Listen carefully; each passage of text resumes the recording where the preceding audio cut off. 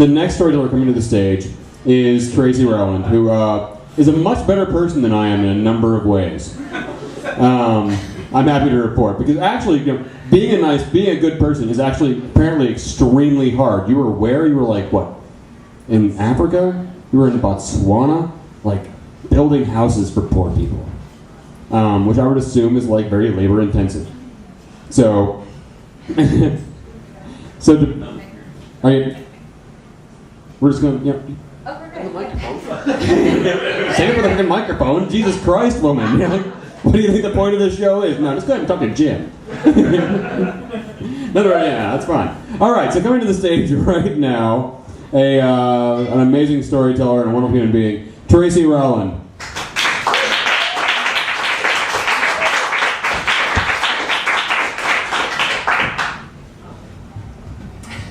Okay. We have this thing where we like to count how many stories begin with so. So here's one. So, that didn't do anything. That's all I did was do that and then tighten it again. That was awesome. Okay, cool. All right, so I'm 7th in line to go bungee jumping. And I'm thinking, what the fuck am I doing here? It was the tail end of my trip to Botswana, actually, where I spent 2 weeks at the beginning of this summer. And full disclosure, Botswana is in the southern hemisphere, so it was winter there. Sorry. And I did go to build houses, as one does. And I was with 20 hand-picked strangers, picked by the hand of Habitat for Humanity. And you've never met 20 more just gracious, generous, hilarious, fucked up people in your life. They were out of their minds. There was no dare that these guys wouldn't meet, like, as a group. Like, fried worms were eaten with gusto, and roasted warthog, ditto, because it all went really well with the local wine, which we bought by the case. It is a Christian organization, FYI. And on Monday, when we arrived at our build site, we bought 2 cases of wine for the 20 of us, thinking this will last through Thursday. And so Tuesday, we went and bought 3 cases of wine that we hoped would last until Wednesday. And with the wine comes great drinking games too, which we'll get to later. And so this team were just really fun and funny. They were my people. Even though it went from age 17 to 70, school teachers, school kids, nothing in common except this kind of general air of adventure and hilarity. And I got along with all of them, almost. There was this one guy who was a former hedge fund broker, and he had cashed in his business right before the bubble burst. And he was using his riches to do what I want to do, which is travel the world. And he'd been traveling for about a year. And he was tall and toned with impossibly white teeth and perfect hair. And he was a gentleman, and he was generous. And so, of course, I did not like him. And we were basically, it came down to the fact that this guy was the picture that came with the frame. And it was weird because I have this social strategy that works really well for me in my life, where I identify the most popular person in a group and then take great steps to alienate myself from him. And so that worked great. And so it was reciprocal, where, suddenly, over everything, over meals, and we were just in this kind of like pissing battle, and it was weird because like he's a guy and I'm a lady. And we were in this like, we were kind of having this sort of testosterone fight where he's like, I'm going to carry 4 bricks. And I'm like, I'm going to carry 4 too, and hurt myself. And so we were on the bus, heading to the work site and slightly hungover, and we were talking about this trip that we were going to take after the build is done and after the houses are complete. We were going to go to Victoria Falls, and Chris had discovered that it is the home of the 2nd highest bungee jump in the world, where you get to plummet for 32 stories before the elastic may or may not catch you and dangle you over the Zambezi River.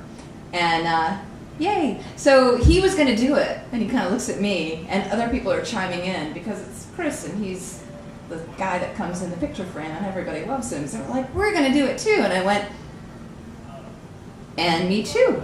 And I'm thinking, the last time that I had actually sort of been sort of gang bullied into this kind of, adventure, I ended up losing the love of my boyfriend to a cuter skydiver.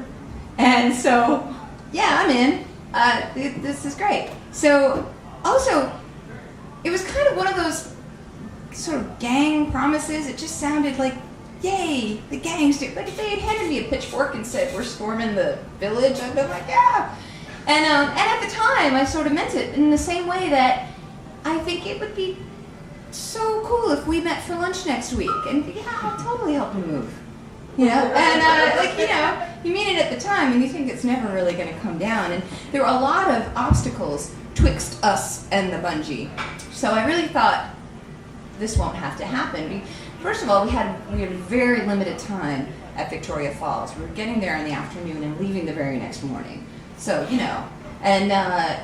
we weren't quite sure if the bungee was happening on the Zambia side or the Zimbabwe side. Because if it's happening on the Zimbabwe side, you need to get a visa and a death wish.